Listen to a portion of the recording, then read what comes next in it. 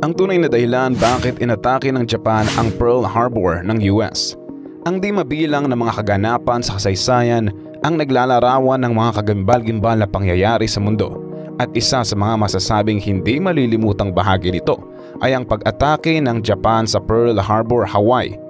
Ang pangyayaring ito na naganap noon ay nag-iwan ng malalim na marka sa larangan ng digmaan at diplomasya. Subalit sa likod ng kilalang pangyayaring ito, maraming katanungan pa rin ang bumabagabag.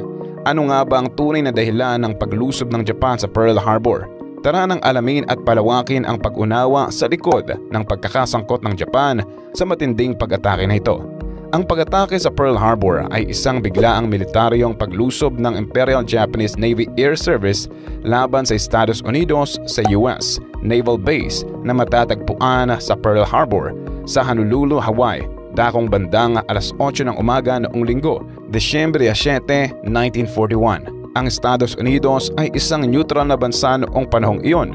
Ang pag-atake na ito ng Japan ang nagresulta sa formal na pagpasok ng US sa World War II sa panig ng mga kalyado. Tinawag ng Japanese military leadership ang pag-atake bilang Hawaii Operation, Operation AI at Operation Sei, habang ito ay nasa plano. Ang tunay dahilan ng pag-atake ng mga Hapones ay ang ilang malalaking layunin.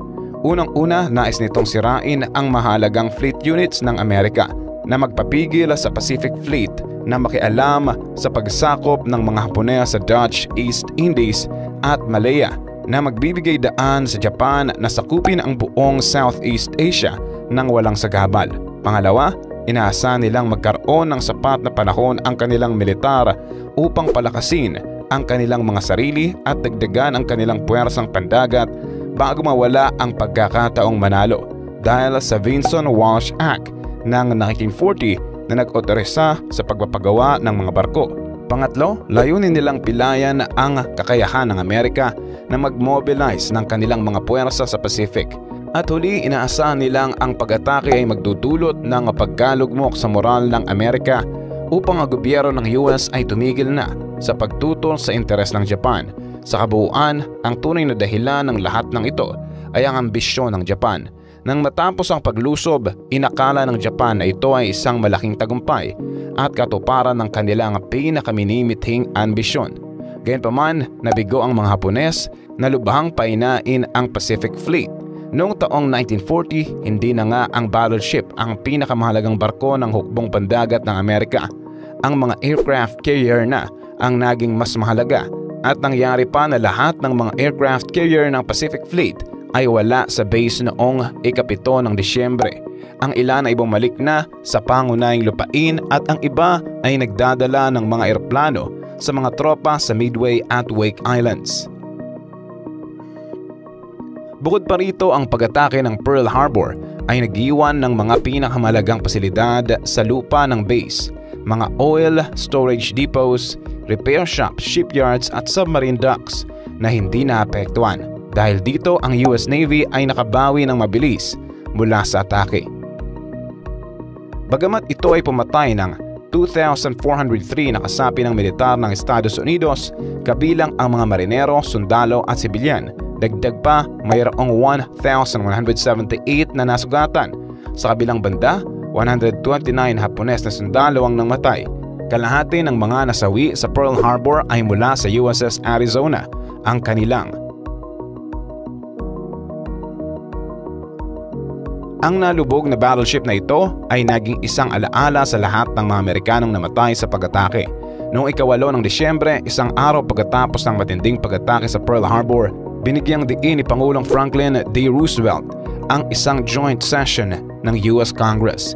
Sinabi niya, "No matter how long it may take us to overcome this premeditated invasion, the American people in their righteous might will win to absolute victory.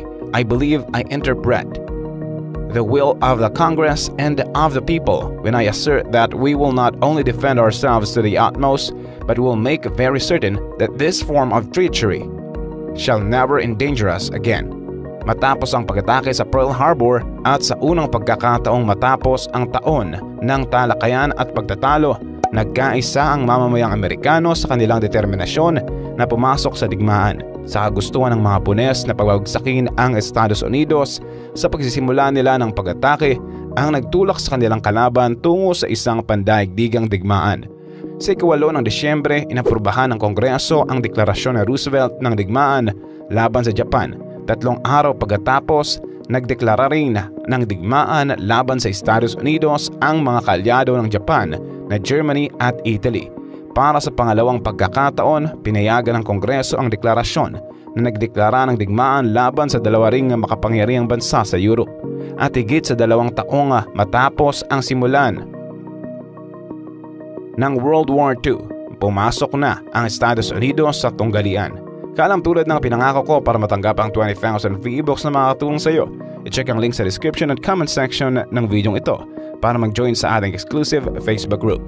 Ngunit bago nangyari ang mga kaganapang ito, balikan natin kung paano nagsimula ang lahat. Ang digmaan sa pagitan ng Japan at US ay may paghihinalang alam naman ng parehong bansa noon pa. Sa katunayan, pinaghandaan na ito ng bawat isa mula pa noong 1920s. Simula pa noong mga huling bahagi ng dekada ng 1890, ang Japan ay nababahala na sa American territorial at military expansion sa Pasipiko at Asia, pati na rin ang pagsakop sa mga isla tulad ng Hawaii at Pilipinas na kanilang nadama at malapit na sa kanilang sphere of influence. Kasabay nito, naniniwala ang mga Japan strategic thinkers na kailangan ng kanilang bansa ang ekonomikong kasarian upang magawa ang modernong digmaan at pananakop.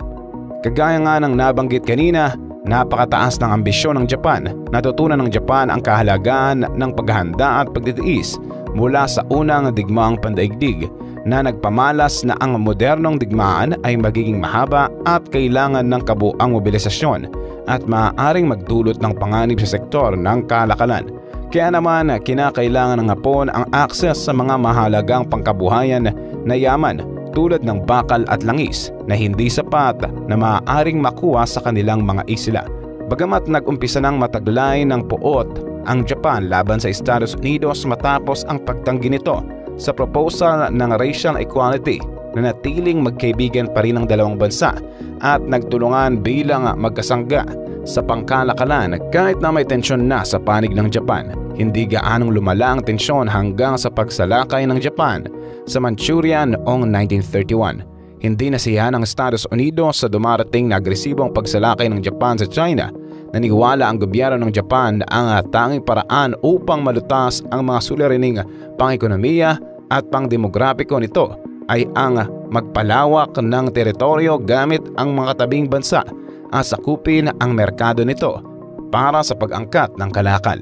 Upang maisakatuparan ito, nagdeklara ng digmaan ng Japan laban sa China noong 1937 na nagresulta ng Nanking Massacre at iba pang mga karahasan.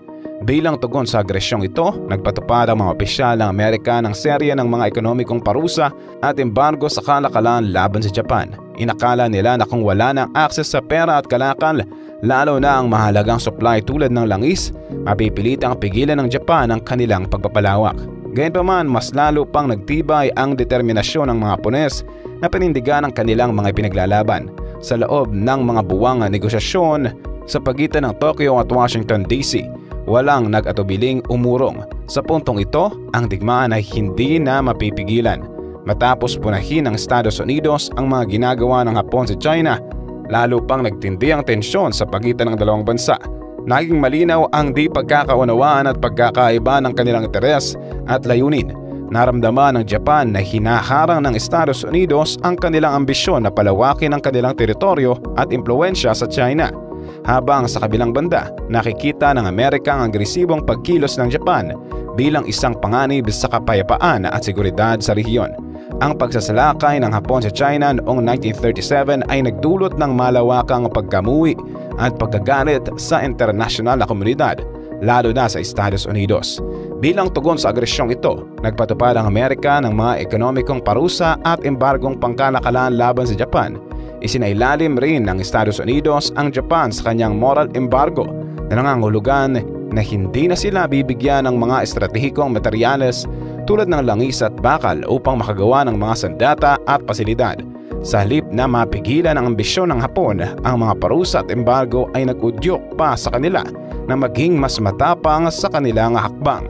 Sa paglipas ng panahon, mas lalong naging determinado ang Japan na itaguyod ang kanilang interes at paninindigan sa kanilang pagsalakay sa China. Ang tensyon at hindi pagkakaintindihan sa pagitan ng Hapon at Estados Unidos ay nagbunsod sa paglusob nga ng Japan sa Pearl Harbor. Gayunpaman, para sa Amerika, lintik lang ang walang ganti. Ang ginawang ito ng Japan ang nagbigay sa kanila ng isang malaking bangungot at pagsisisi na dinadala nila hanggang ngayon. Kaalam, saan ka pumapanig? Japan or US? Sino sa tingin mo ang tunay na mali? Kung mayroon ka pang nalalaman kaalam, huwag mong kalimutang i-like ang ating video at mag-subscribe ka na rin sa ating channel.